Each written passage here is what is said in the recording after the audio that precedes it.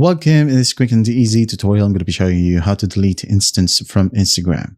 Alright, if you found this video helpful, please leave a like and subscribe to the channel for more such tutorials. Now, first up, the first method is to delete a sent instant. Okay, maybe you've missed the brief undo window. Well, deleting it from your archive removes it from your friends' feeds if they haven't viewed it yet. So tap on instance right here. Just listen closely because I'm currently screen mirroring and you won't be able to see it. At the top right, you'll have an app icon logo.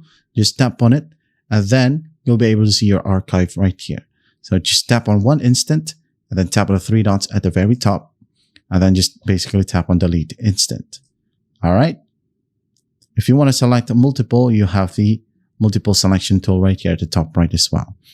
Now, once that's done, if you want to remove the instant features or the instant feature in your specific Instagram app, just tap on your profile, tap on the three horizontal lines, and then just wait for it. Scroll all the way down and find content preferences. Tap on it, and then just tap on or enable hide instance in inbox. And that's how easy it is to delete instance from Instagram. I hope this video helps, and I'll see you in the next one.